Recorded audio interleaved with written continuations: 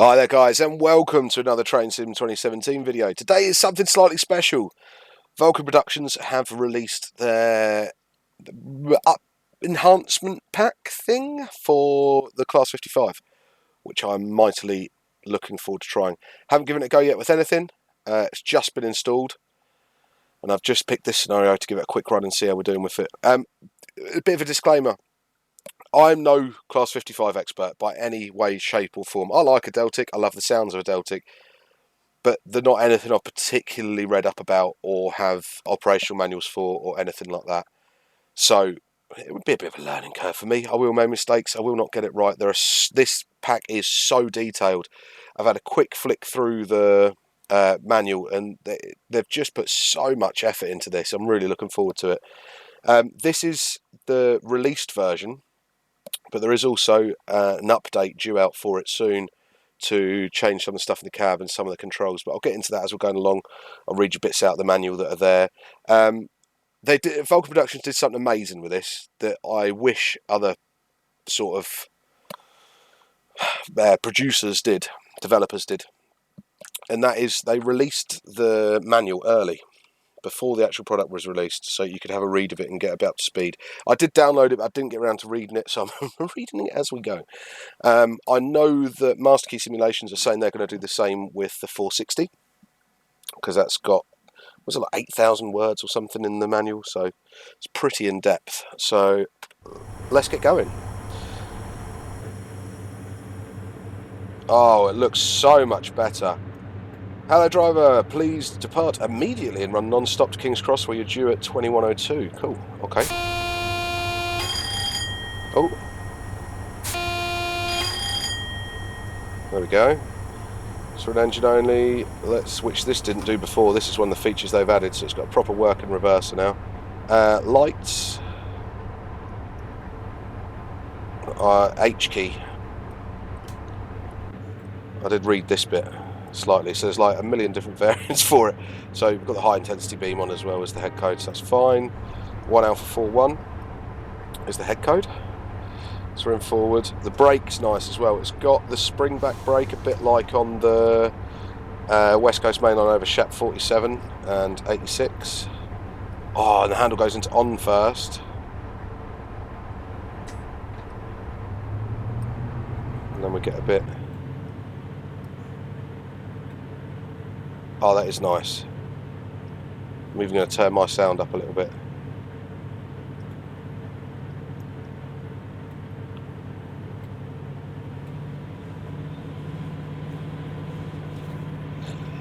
One thing I was worried about, I watched the video for this and the dynamic smoke effects on it made it look a bit like a steam train, but they were just in short bursts and it was probably a bit work in progress still. This looks awesome.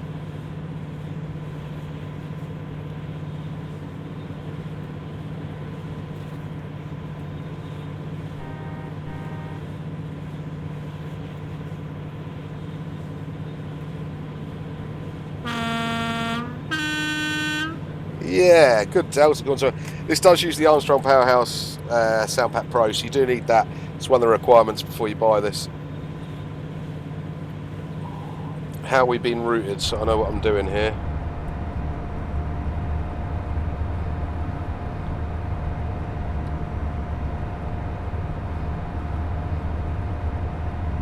I don't know yet. My hunch is we might be on the slow and then on, so that's a 25 mile an hour limit further up.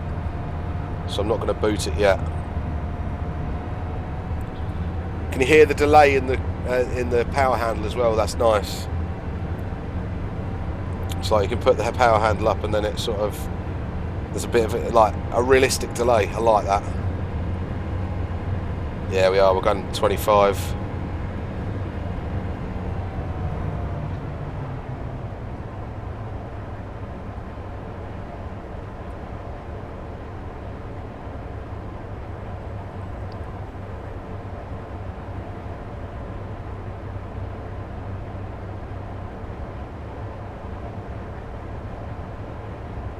God, I've said I'll read the manual. I'm just sort of flicking through it now. It is vast. So this is the preserved diesel pack. Preserved Deltic pack. So it's not really set for the if you were using this in like the 80s, early 80s, 70s, 60s even. And this is set in 1999, so we've got some beautiful GNER stuff going past, which is lovely.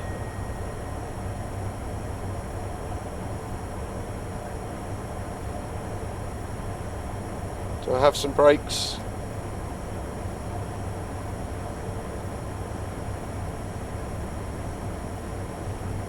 Yes, we do. Oh, that's going to take some mastering, that is. They're pretty realistic there. Brake cylinder pressure's light. Yeah.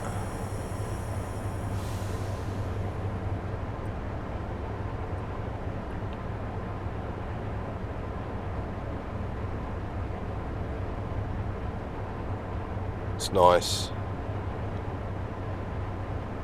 Well, got the road yet? No, we haven't got the road, you know what I mean.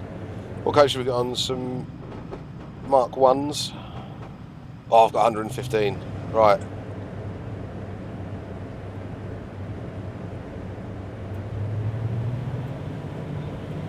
Oh.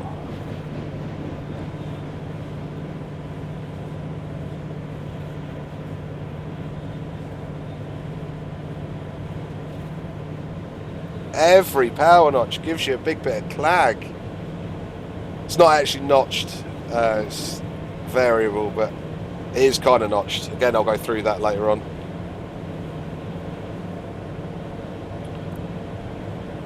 It's pretty. This isn't even... Royal Scots Grey is my favourite livery with a Stratford white. Is it Stratford white? I always think of it as Stratford white with the roof.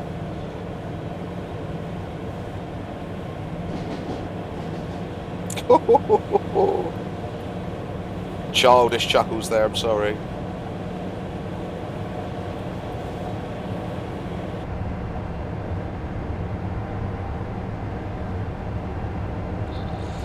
So the real Deltic, this curtain here is a sound deadening curtain. They were noisy beasts.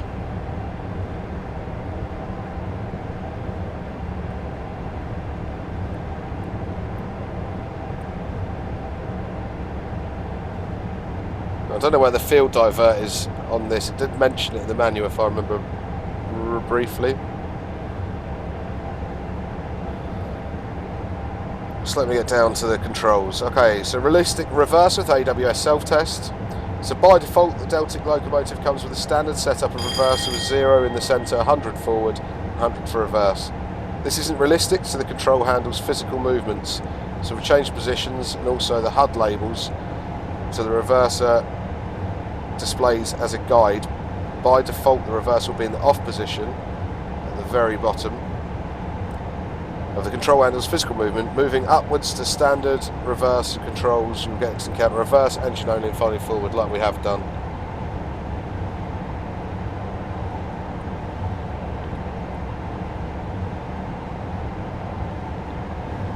Another prototypical feature that they've... Oh, listen to that.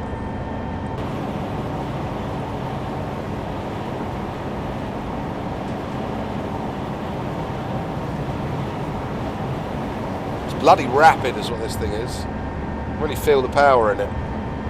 Sorry, another prototypical feature we've added is that the first time you move the reverse from off to engine only, you get an AWS self-test you'll need to acknowledge before the train can be driven.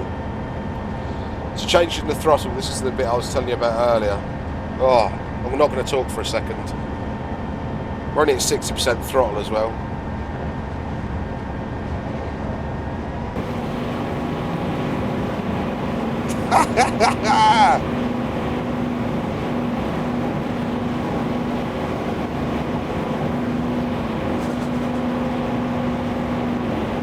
Wow. Wow, oh wow.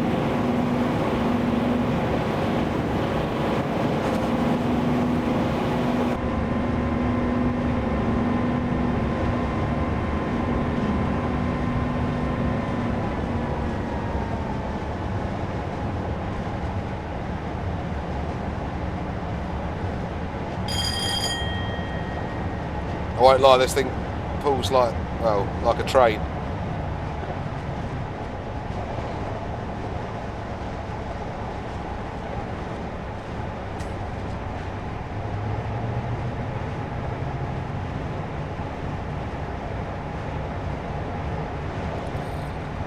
So, change to throttle control. Although we have not yet changed the loco simulation to fully reflect the changes, it says in the brackets here, a subsequent patch for advanced simulation shall be released at a later stage.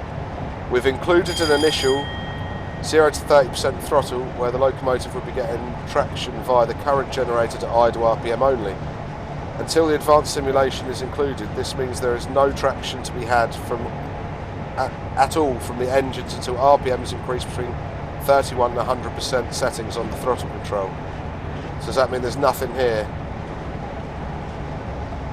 A delay between moving the throttle control and the action physically taking place has been included for enhanced realistic simulation of how the locomotive operates.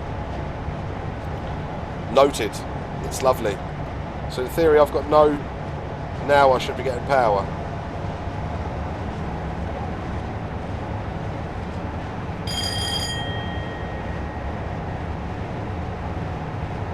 So now I won't be.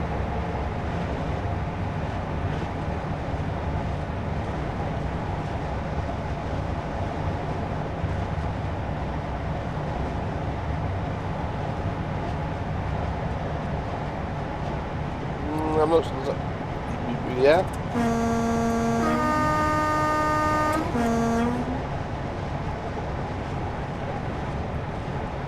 So change to the brake control. The brake controls we've modified to have a sprung back release position and will return to 15% as normal. Like the throttle, we have added realistic time delay to the physical operation of the train brakes a short time after the action has been initiated by changing the control position. So that's what I was talking about, getting used to the brakes. That's what I like about trains and trains, and that's what I've got a lot of time for Armstrong Powerhouse and stuff, is because of you have to learn to drive them again.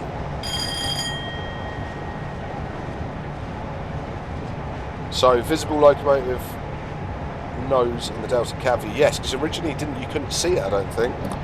Due to the position chosen for the camera and the original Kuju model not containing the nose as part of the cab view, we have retrofitted them as shown above. We've utilised part of the cab view provided with the BR Blue diesel pack to enable all of the locos to have the nose of the locomotive visible when driving in the cab. In order to use this feature, your scenarios you must ensure that you have enabled da da da da. But that's only if you're creating scenarios, by the looks of it. So quick drive card. This is the bit that I really liked. Quick drive consists. For reasons of space, we are not going to list every quick drive consist available in this pack, as the total is over 1100. 1100. It's crazy.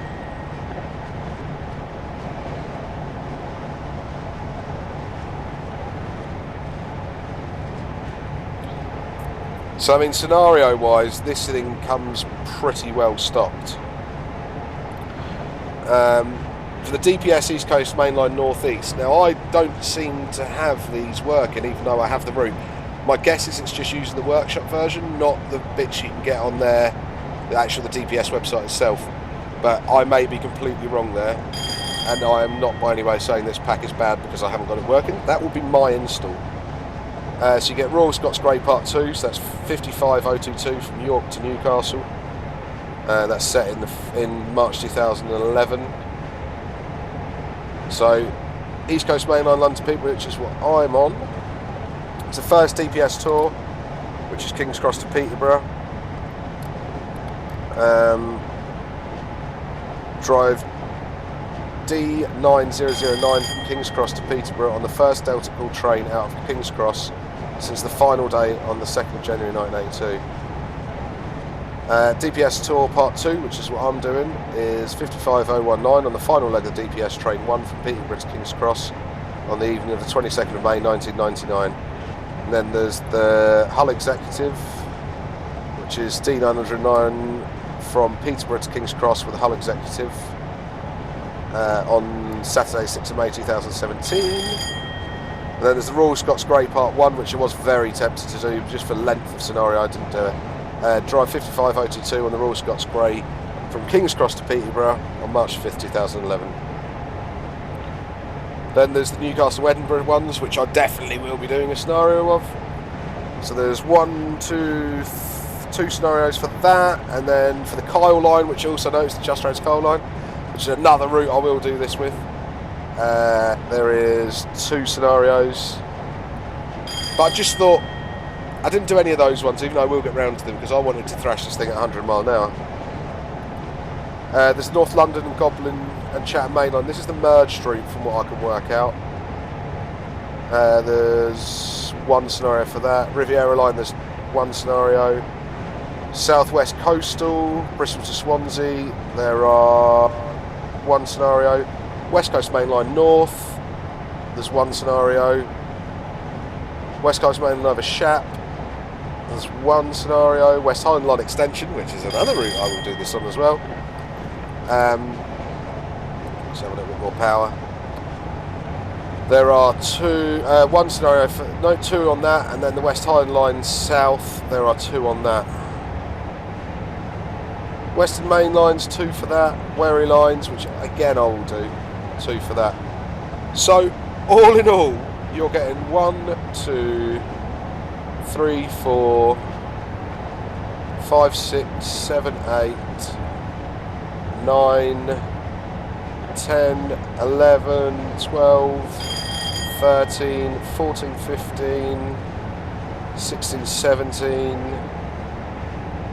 18, 19, 20, 21, 22, 22 scenarios if you have all the routes. For what did I pay for this? £9. 22 scenarios, 1,100 quick drives for £9. And yes, I know you'll have to have the Deltic sound pack, and I didn't have that. And the reason I didn't have that because was the original Kuju 55 wasn't worth it. This, on the other hand, I'm doing 103, naughty naughty.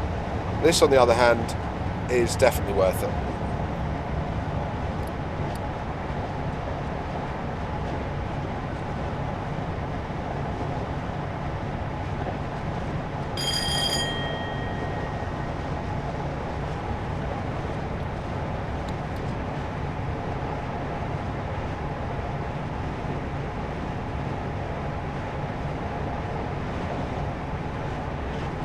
I hate to think what this thing would do if I just opened it up and floored it. I'm going to be as realistic as I can be.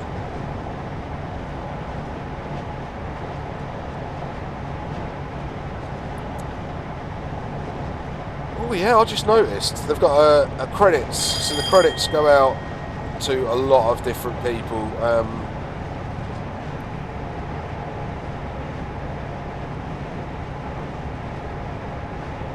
A few names on there will be familiar to quite a lot of people on the groups. Ewan Rutledge, anybody who looks at any railway photographs, I've seen his name crop up a few places, and on the reskin side of things, Richard Fletcher as well. Mark Walker.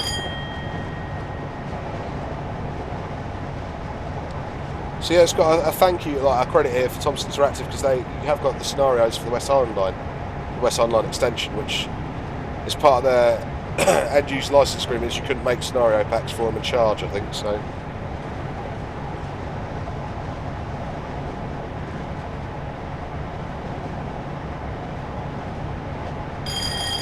And James Littlewood, who's another guy who's got one of the Facebook groups online. Seems like a sound fella. And he runs Forge simulations.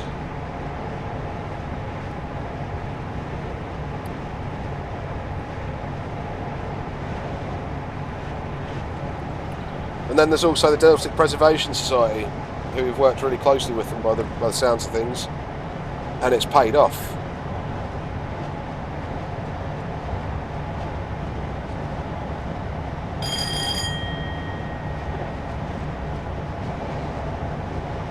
I'm already sold. Go out and buy this. there's a lot of whinging and whining about, oh, they've turned into Armstrong Powerhouse and started going payware. I'd have paid a score for this. Again, it's done just like Armstrong Powerhouse does with their products. It has made an undrivable locomotive drivable. Not only just drivable, but visually stunning. I mean, I'm not the best person to review this because I don't spend much time out the cab, but the way that clag just sticks to those coaches behind is lovely.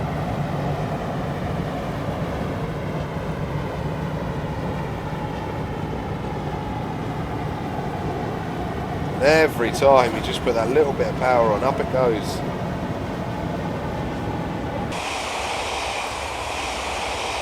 And there's a heads out view on the coaches, which is nice.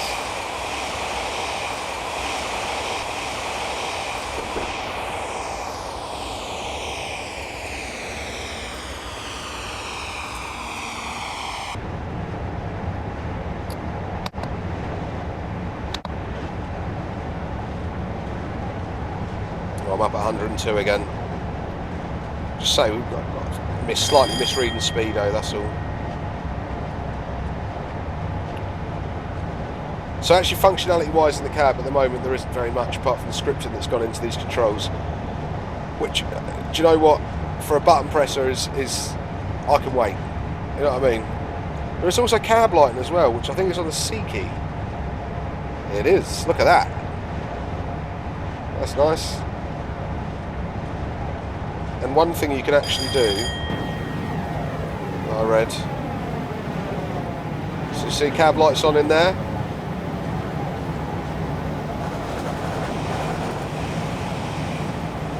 I thought it was control C, there is a way to get the rear cab one on.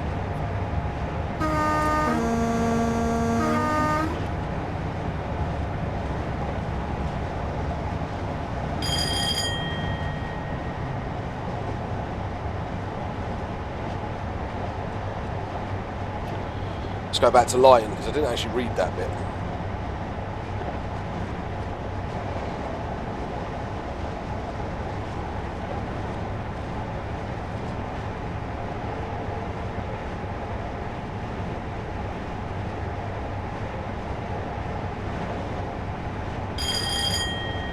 Right, so this is in depth. This is in depth. The most in depth thing I've ever seen on lighting on any train sim model.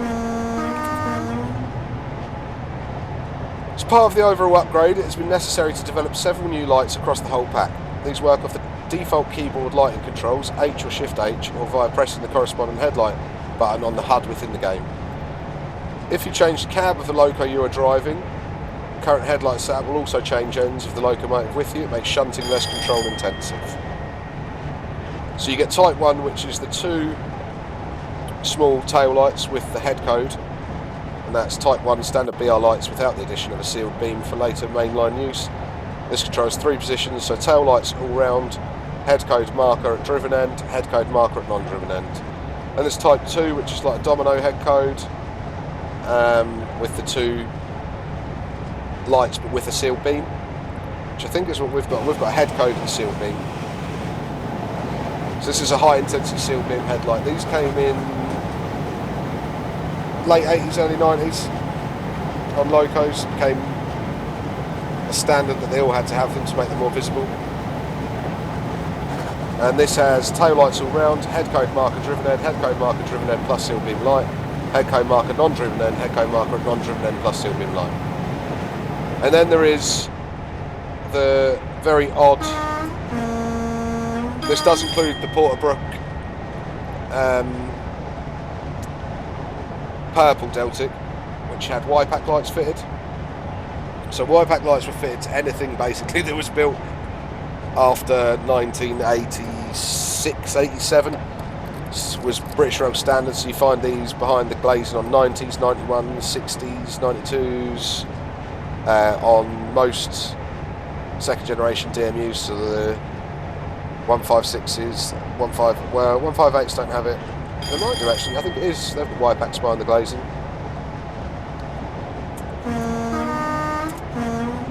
So this has tail light. So Type 3 is the wire-pack headlights fitted to D9016 during heavy overhaul in 1999. This control has 9 positions. 9 headlight positions on a loco. Crazy, isn't it?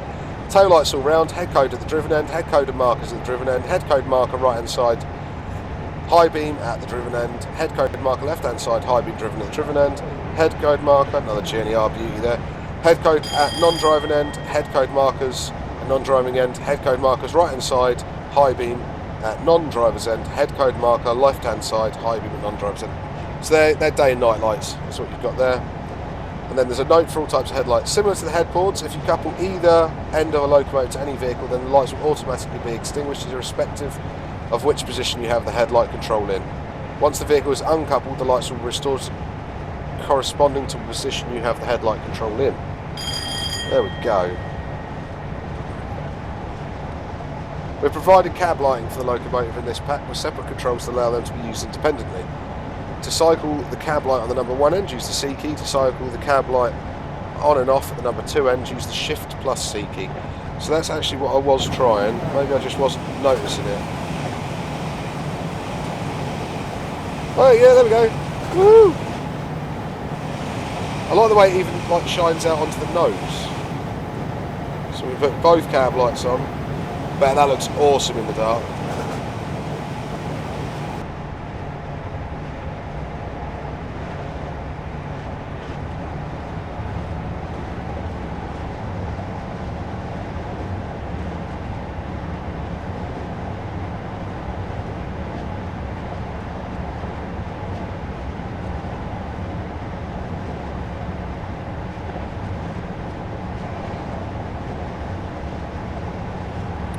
So it has 16 headboards.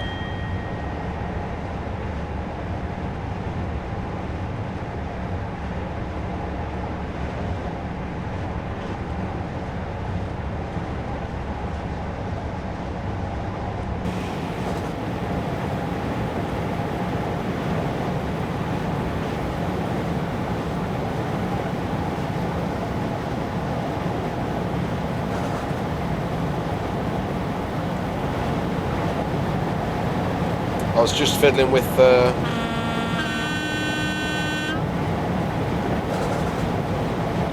sod it, I'm going to give it a blast, see how fast it'll go. I know this isn't realistic in any way, shape or form.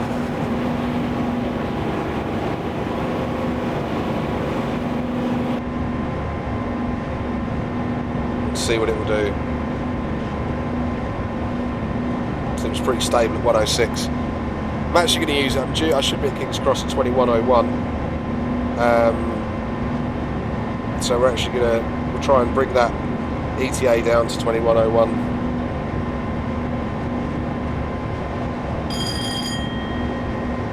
I mean, I've heard old driver stories of these things doing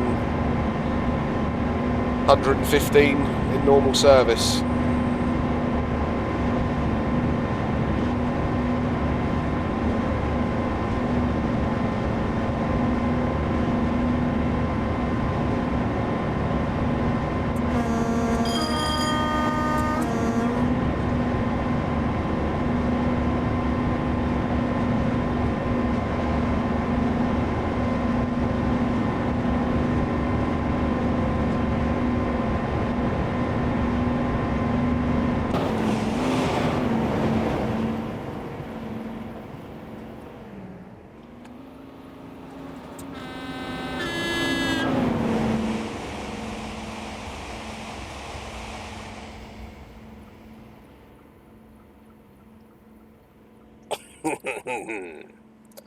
Sorry for the dirty laugh.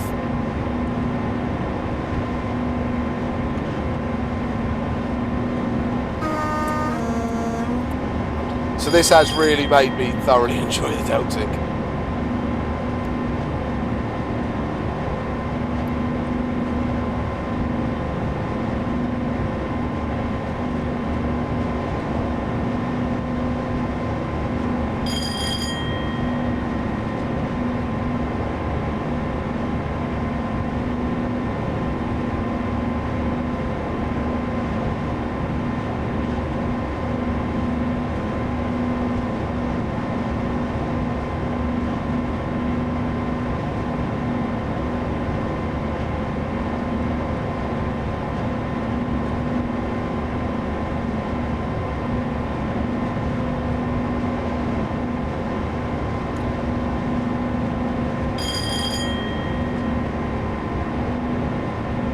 I think the really interesting thing about the Deltic for me, and the bit I liked about it, was the fact that it was a twin-engine locomotive, and the Deltic engine itself is a work of art. If you ever see one or a description of one, have a look at it. They are unreal.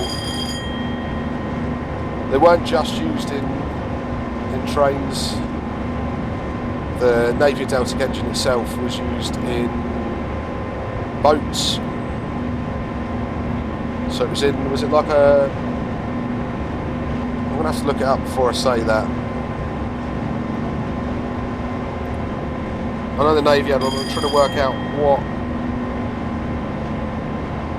boat it was.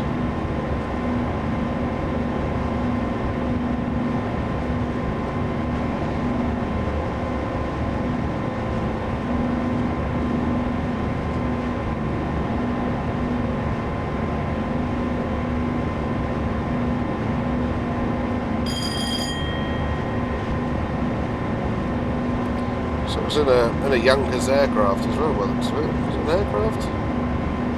Yeah, it was a 24-cylinder aircraft engine. Ooh.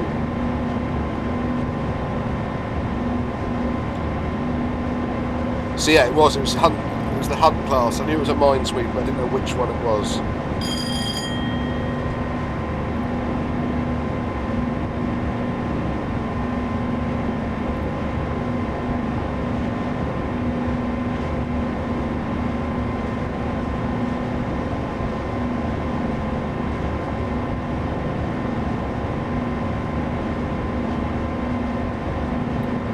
That's cool.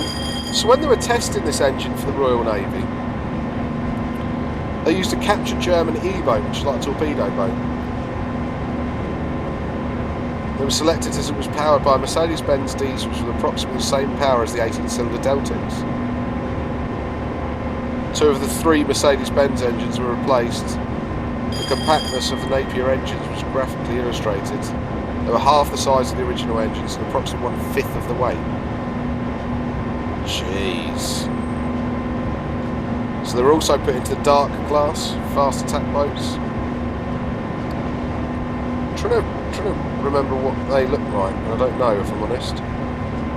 So as you guys know, boats are also something about ships, and boats are one of my things. They're also used by the New York City Fire Department, called the Super Pumper System. It was a very high volume trailer mounted fire pump, a separate tender.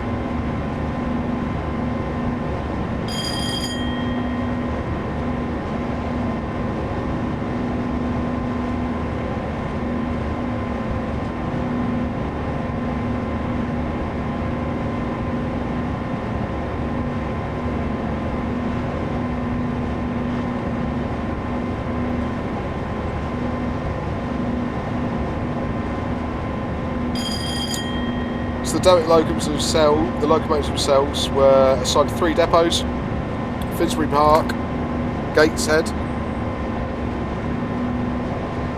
Haymarket. So why did that one end up with Stratford White roof then? I said Stratford White. I know it is that for 47s, but I don't necessarily mean it was a 55.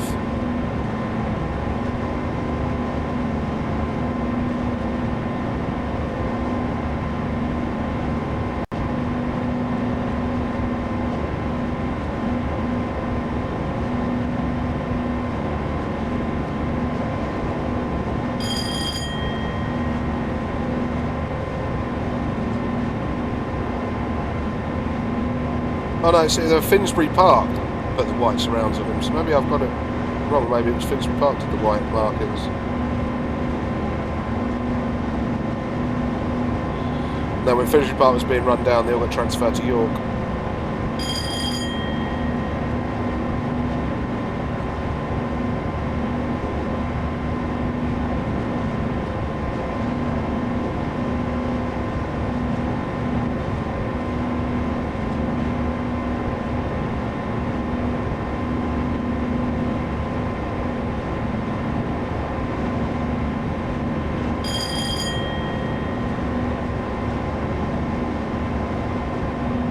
nearly shaved that minute off.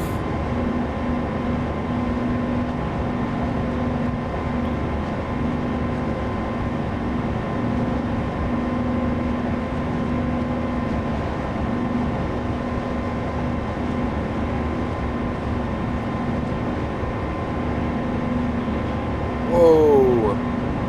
So ultimate Deltic performance came on the 2nd of February 1978 with the run on the 0725 from Newcastle to King's Cross. In some respects the run was a setup, in brackets the driver was about to retire, but the speeds were record breaking. The locomotive was 55008, the Green Howards. It was hauling 10 coaches, 343 gross tonnes, and on the leg from York to London it achieved a timing of 137 minutes 15 seconds. This included various signal stops and other enforced speed restrictions. The net time is estimated at 115 minutes 45, an average of 97 miles per hour start to stop. The train achieved 113 on the flat between Darlington and York, 114 at Offord, and 125 while descending Stoke Bank. The Railway Performance Society estimate on modern infrastructure, the Selby diversion, etc., a realistic Deltic hauled schedule from King's Cross to Edinburgh would be around 4 hours 57 minutes. A theoretical unchecked run being around 4 hours 40 minutes. This would be for a train of 11 coaches and include a stop at Newcastle. The latter city being reached in a schedule of 3 hours 6 minutes. Jeez.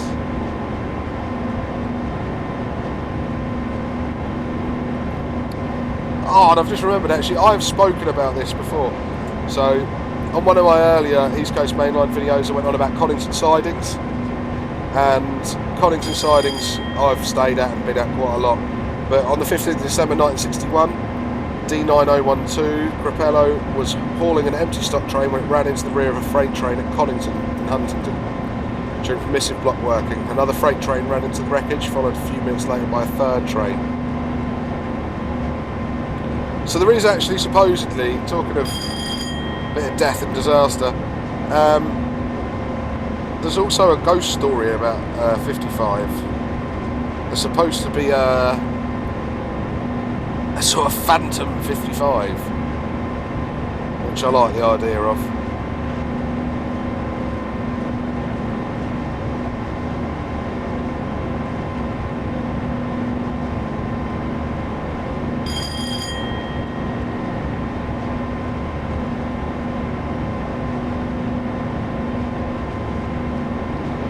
So there's quite a few that actually survived into preservation. There's Royal Scots Grey, which I think has just had another issue. It sheared a crankshaft, if I remember rightly. It put a leg out of bed a little while ago, and now it's sheared a crankshaft, which is not brilliant. Do I have instrument lighting? Yeah, I just didn't have it on. Look at that. It's nice. Like that.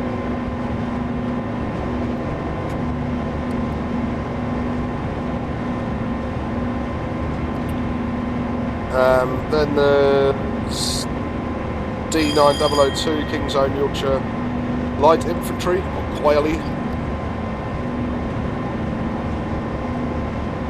D9009 Elicidan. Toyo, which is D9015, and D9016, which is Gordon Highlander, D9019 Royal Highland Fusilier,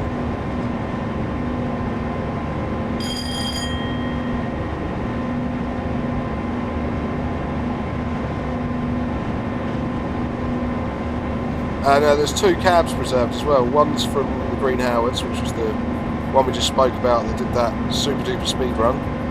And the other one is Argyle Sunderland Highlander, which is actually owned by our guy I speak to occasionally on Facebook, who runs the South Wales Loco Cab Preservation Group, Mr. Benyon. I'm yet to get up there and have a look, but I definitely will.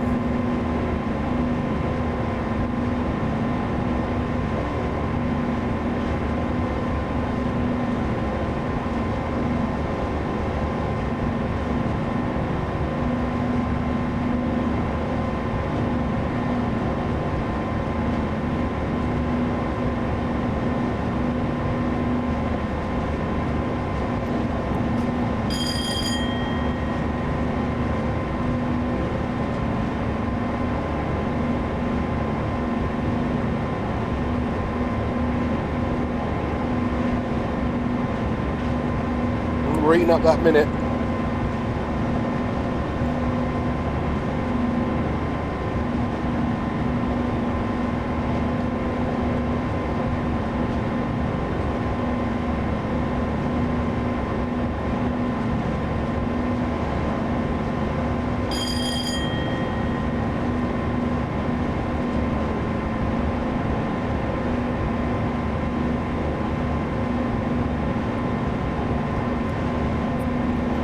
I'm going to stop reading and give you a little bit more out of the cab view of this thing and this lighting.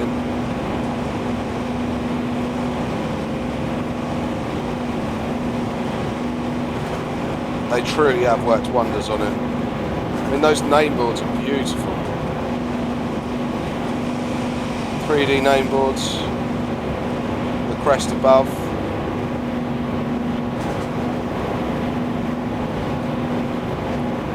It's just been smoothed and rounded over and refined. Textures are like 1000% better.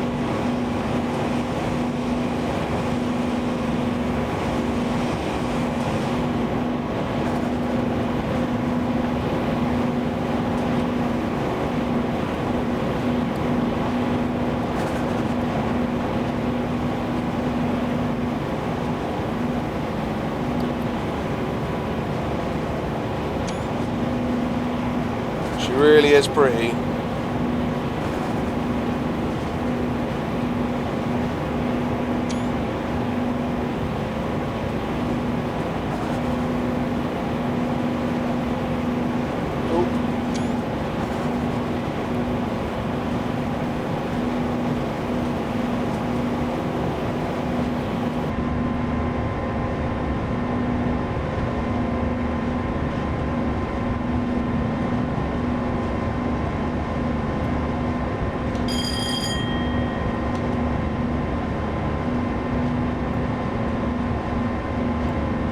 So let's go through what we have got that works. Wiper controls, everything like that. Horn.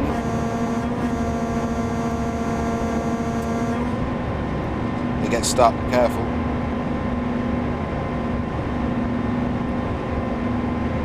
Sander. Checked these earlier. Now I understand a little bit more. The guy, Mr. Armstrong Power himself messaged me after my 150-1 video. He was talking about how they can't, if the original model doesn't have some clickable switches or buttons, they can't add it in.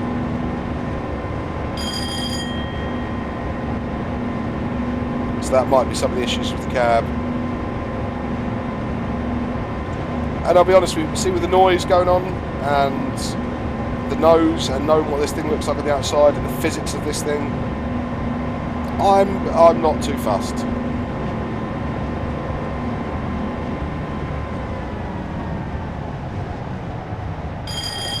I can deal with it.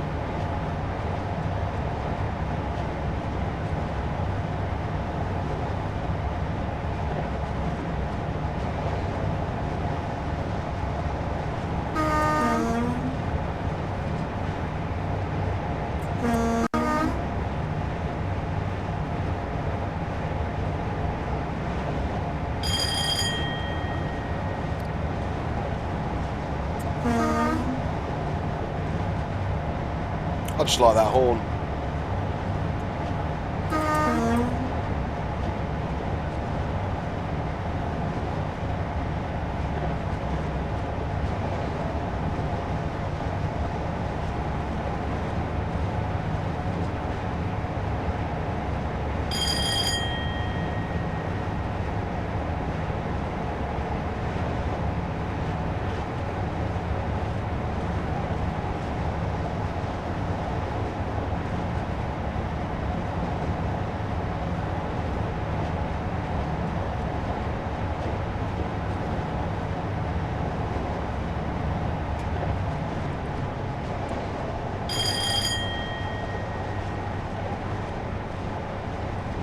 quite a nice wind sound going on as well. I mean, I never had this, just the Armstrong Powerhouse pack, but the sounds are brilliant. Track run sounds good.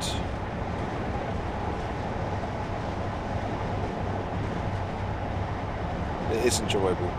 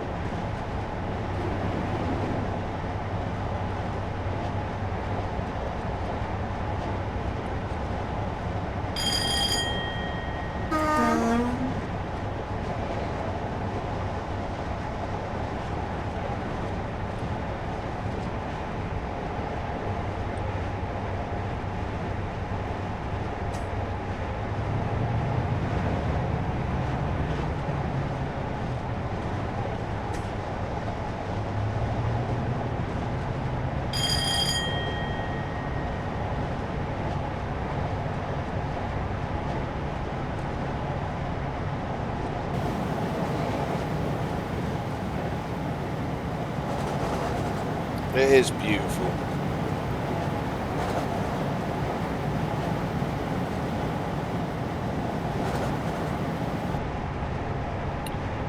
You know what? Anybody that's got any complaints about this, I don't think's got it.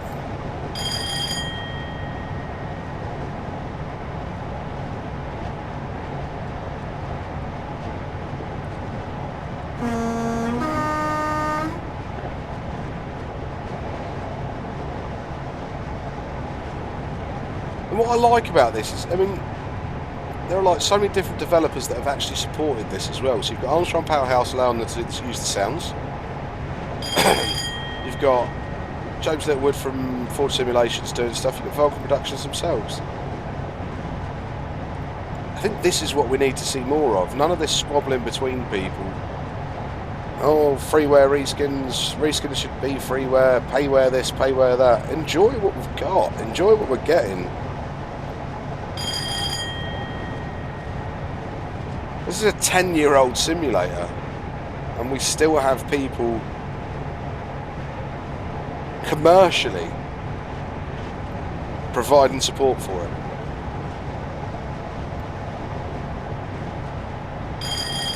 This logo hasn't been touched, apart from the AP sound pack, which I don't know if it actually changed any of the physics. I didn't read it, to be honest with you.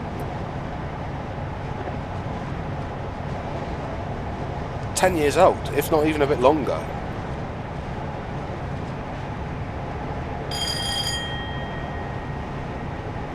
We're always going to get a bit laggy around Hornsey, Bounds Green.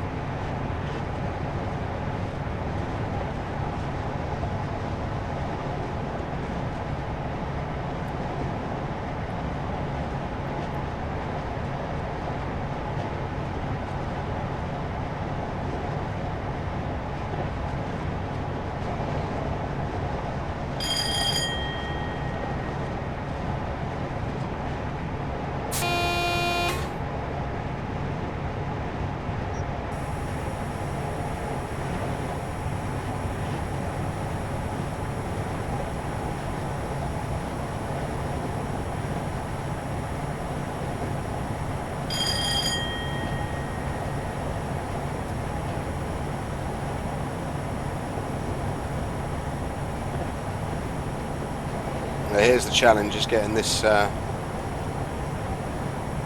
used to this braking.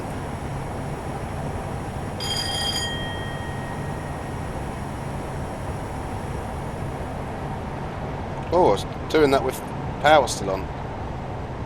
Silly boy. Oh, there we go, we've actually got some braking going on now. Oh, I bet you're all watching that like, wow, take power off, take your power off.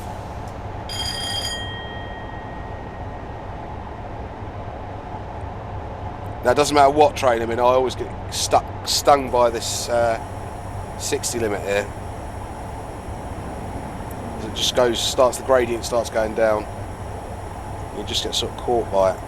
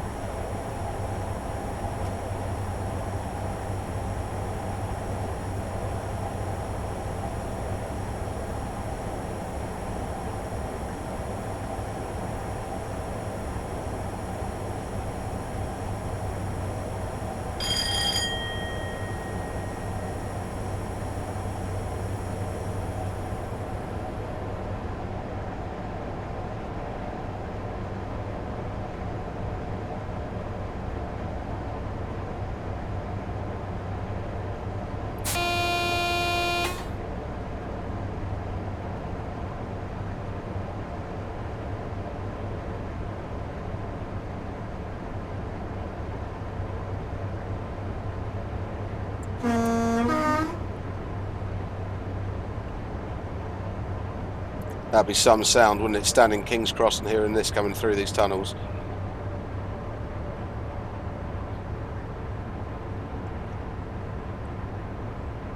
So that's something I think I would like to see. I would like to know when there was a 55 coming through.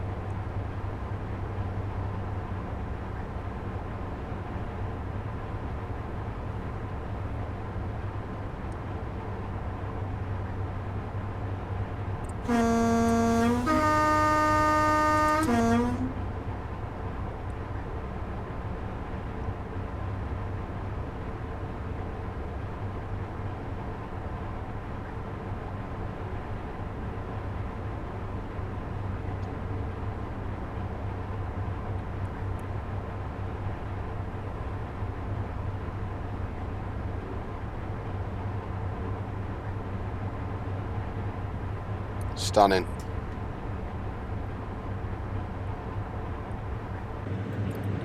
Absolutely stunning.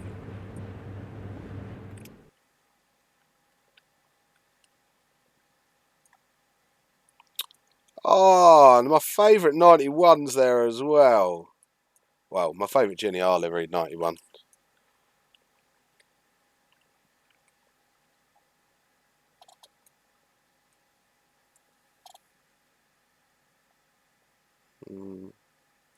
It's a big loco to get in, but I want to get that name board in as well.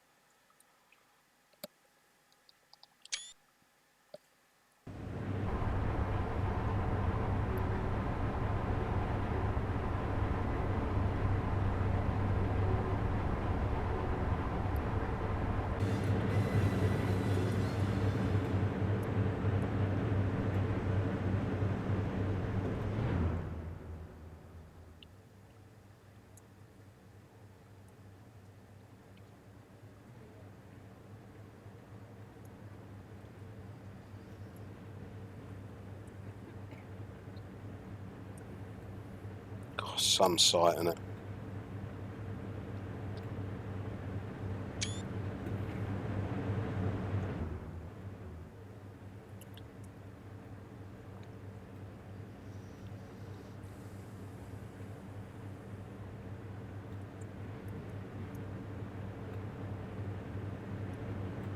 Oh, don't do that to me. Oh, oh dear. It worked. It didn't crash us. We're fine. We're fine. Sorry, mate. I'll explain that to the DPS if there's any damage. Don't thumb the RAIB.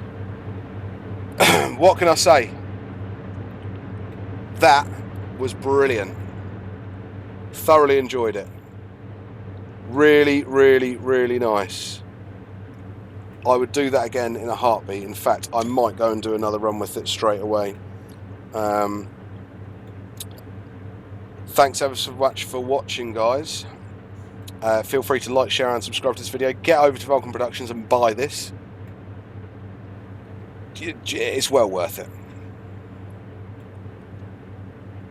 Once again, guys, thank you. See you soon.